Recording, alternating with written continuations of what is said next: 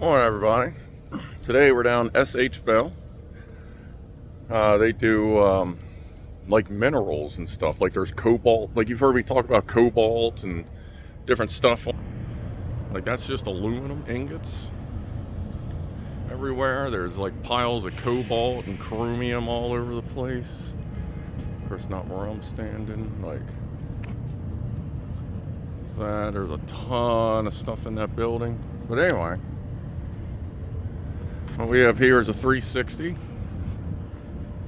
one of our bigger ones, and it's having a fuel issue where sometimes it starts stumbling and hitting real hard. I tracked it down the last time I was here. I didn't get a chance to record it because it was nothing but software stuff, but I got 2,600 codes for a circuit fault on this, and everything is fine with the plug. All the connections seem good, and I got an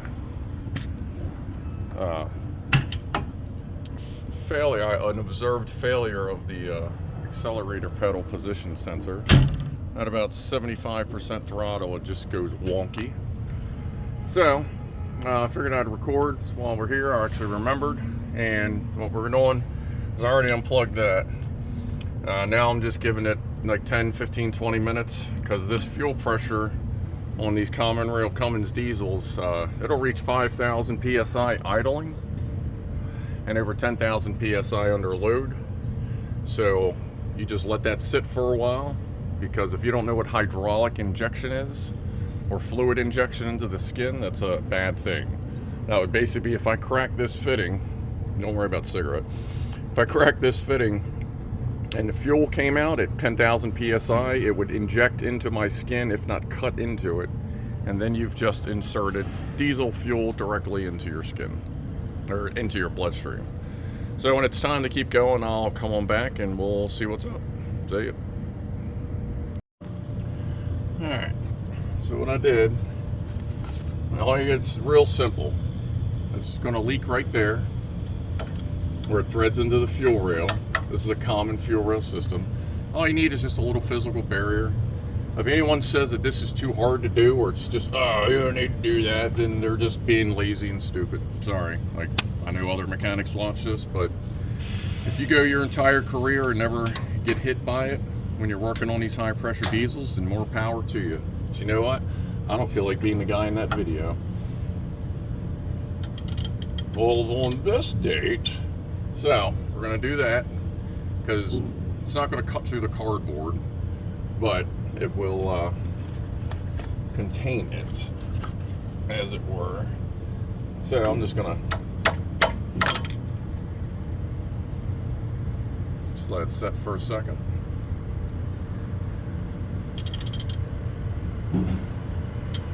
Just because you also can never be exactly sure at what point of the threads does the pressure actually release.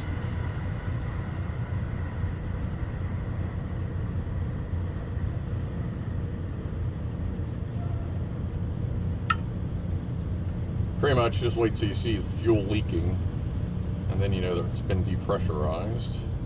And I'm okay back here because there's the socket and everything else is in the way from back here. Let's sneak a peek. Yep, leaking fuel, we're good to go. Let me get the other sensor, hold on.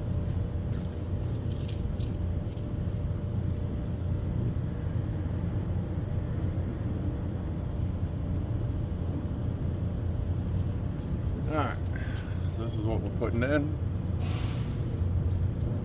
Whatever that QR code scans to, that's should go to a Cummins part number. Okay. Not that much of a fuel leak, which is nice.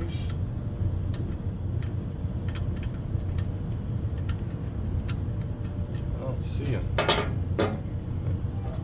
No O-ring, just thread seal. The most likely seals on this surface here when it goes in.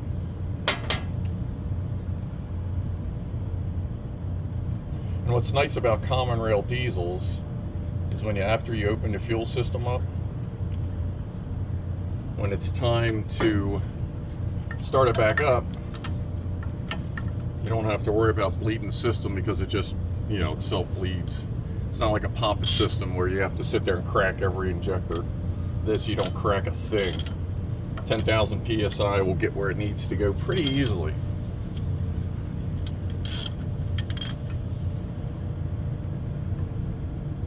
Alright.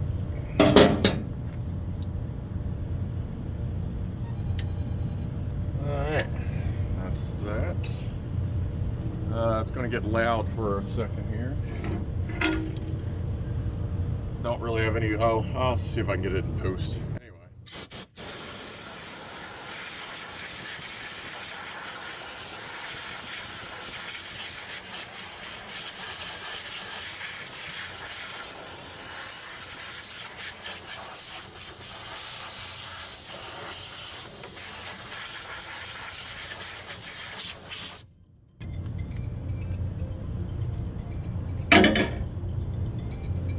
Alright, well that's that.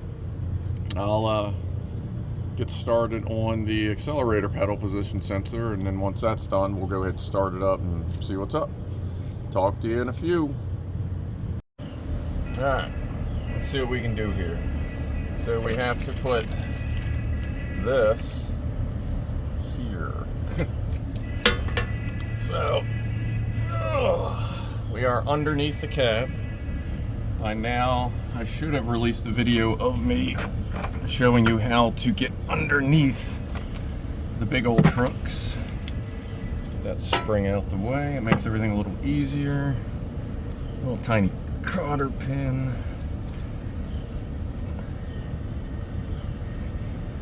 That might be a little tougher to get out than I would like. Oh, that's got a good bend on it. Hold on a second, let me go get a tool.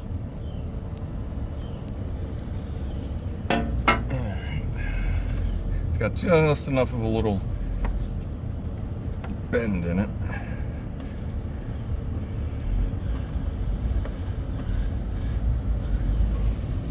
See, some people I know are like, a little cotter pin's no big deal, but you know, they can be a bit of a pain in the ass simply because they're so small, and the holes they put them, the small ones through, are usually really small. Come on. Come on. Alright. Got a little washer on it. Washer? She's filthy. Alright, now it's loose. Let's see if this is 10 millimeter like I believe it to be.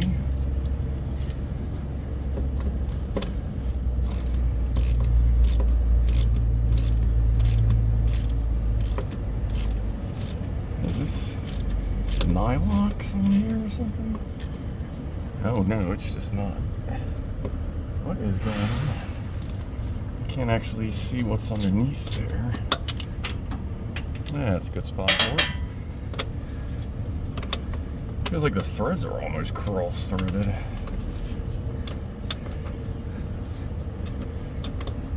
But I can't see the nut on the other side. It's got like a cap on it or something. Right, let me go get that socket I dropped. This is going to take forever. Hold on. Alright.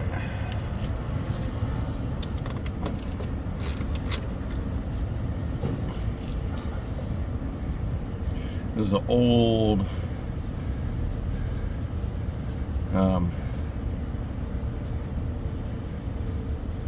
quarter-inch ratchet, so the little like retainer ball thing in it always well, it has worn itself out.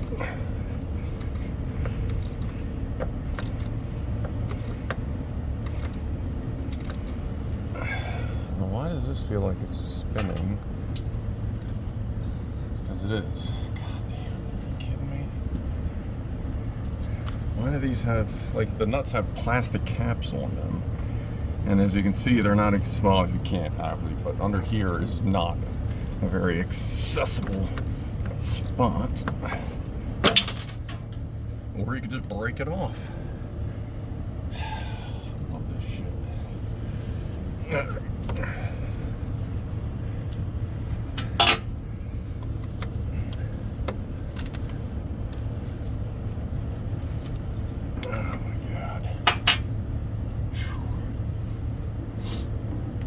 Okay, well, there's that.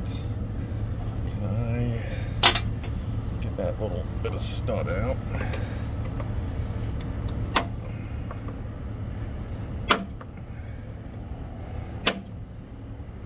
Oh, it's actually freaking threaded? Are you kidding me?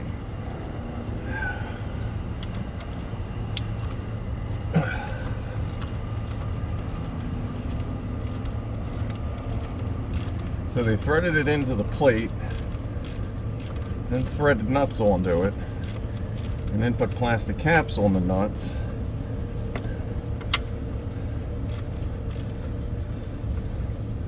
Wow. Seems like it's a little overcompensating, but okay. I just gotta figure out how to get enough lever action.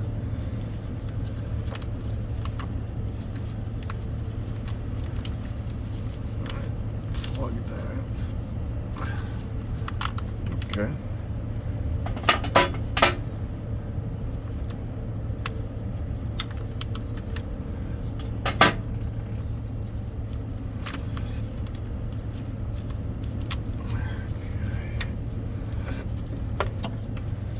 So, how are we getting this off? Because that's on the floor.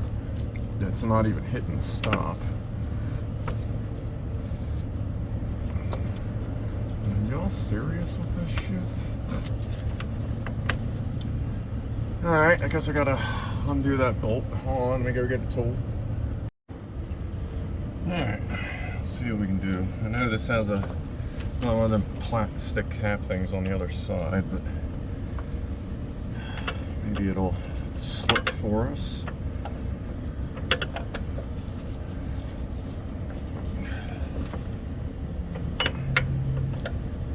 Nope, that's a nylock as well.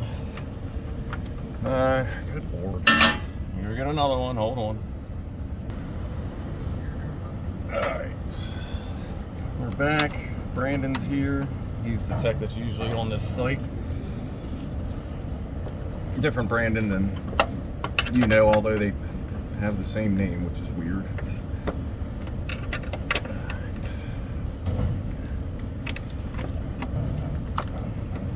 See if I can loosen this just enough. Different Brandon, OG. Yeah, OG Brandon, yeah. Yeah, not the one that fucking gets the speed that they sent to me. Yeah, yeah. Okay, you can edit that later. Nope. Okay.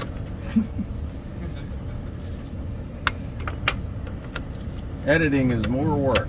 Yeah, I got you. You should see some of the shit I got on YouTube.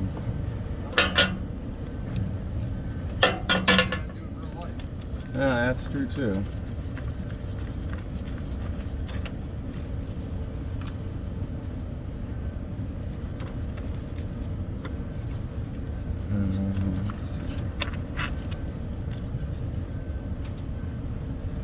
Okay, let me get a different position. Ow. You're just gonna come up? What are we doing here? This isn't really helping too much. Like, how do they expect you to work with this? Can I get that up? Ah, there we go. Okay, just enough. And I was looking. Great, that came out. Thinking, oh, well, maybe I'll just take this arm off. But if you look at the screw head, it's actually notched into the steel. That's what I figured they did. They must have attached it and then drove this roll pin through. That's the travel limiter. All right. Let's see if we can get this damn thing in there.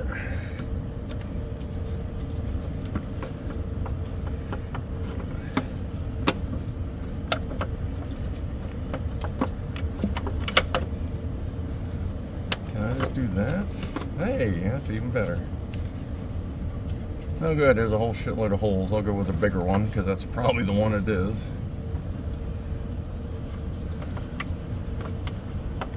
Why is this not really lining up?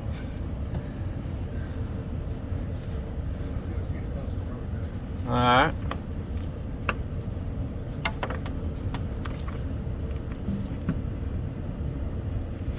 Oh, right. Well, no, actually, that doesn't right.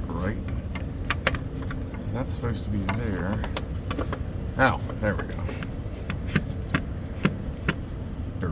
Okay. Sometimes you just gotta remember the orientation.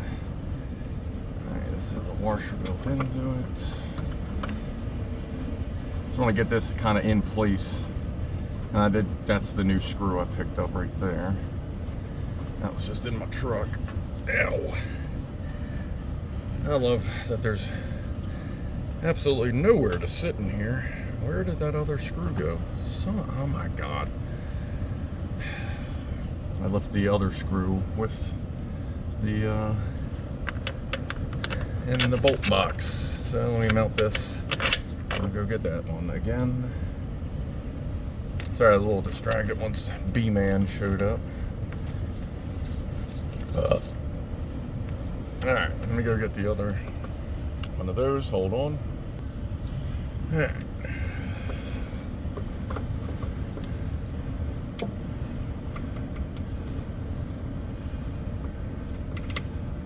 Come on.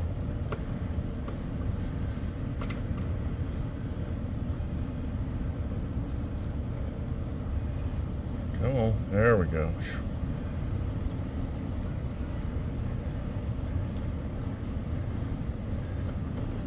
Now this is adjustable, as you can see me twisting it on the mount, so we're going to put it pretty much right in the middle. Then I'll see what's up.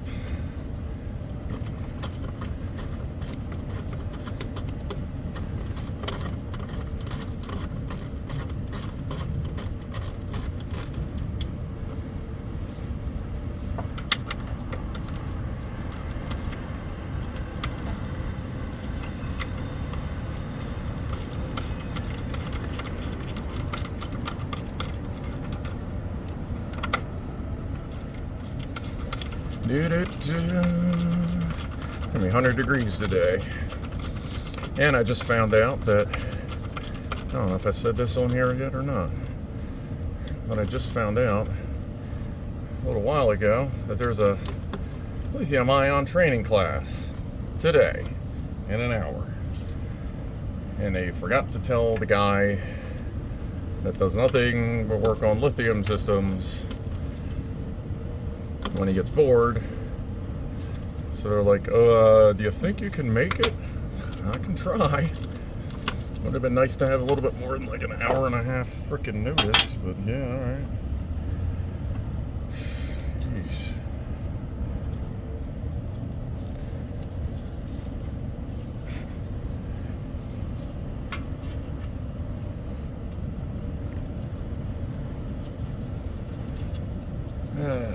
It's always something.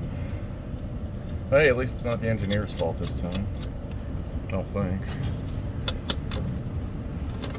So these are basically just stop nuts, which makes sense. I mean, it's a throttle.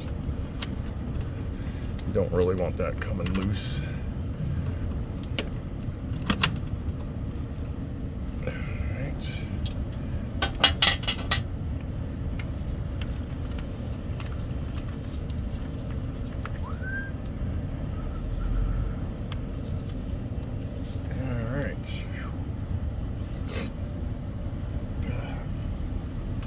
Already hot as hell out, and it's only like 9 o'clock in the morning.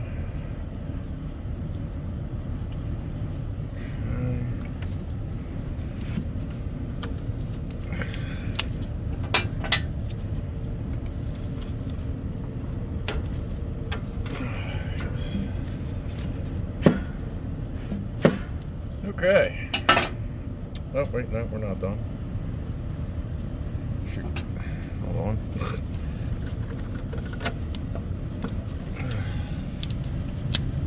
That's why you always look at what you have left in parts. Granted, that obviously wouldn't have fallen out. We saw what it took to get it off of there. But doesn't mean you want to leave it like that.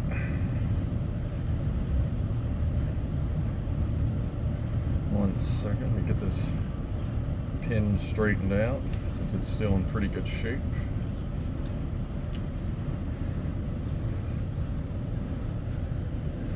That little guy right back in there.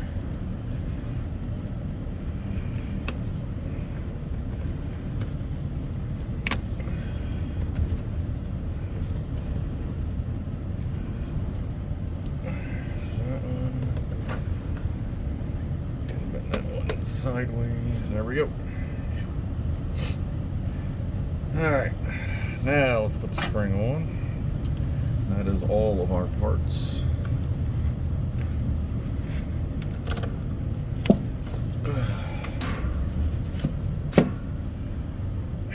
Okay.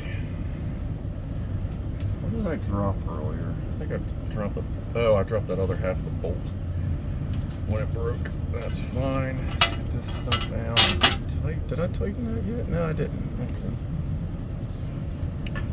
The other thing, always make sure you check everything's tight. Otherwise, you'll figure it out the hard way. Like, I'm in a hurry, but I'm not in so much of a hurry that I'm gonna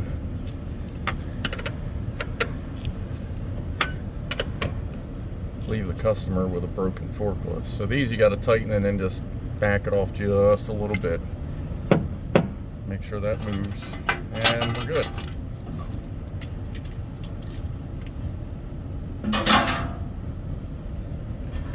There's the old crusty busty. 0 to 75, and then 0, and then 100, and then 0, and then 75, and then 0, and yada yada. Alright, these are on good. That is not in the way. I'm looking at, there's a nut right there. I don't know if you can, it's under the spring. The other nut to this, that's not in the way of this, which is good. Alright, let's see what happens. I'll be back. Alright, now we're back inside. Let's see what happens.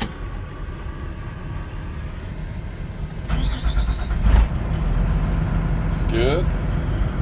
That TENN is transmission exceed code. It detects it's in neutral. It's kind of just letting you know. No code yet. Let's hit that throttle. Okay. I don't know if you can hear the engine or not.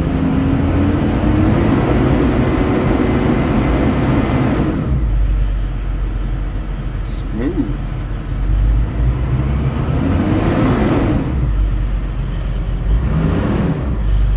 Alright, ladies and gentlemen. I may actually be able to make my meeting because I got that throttle set first try.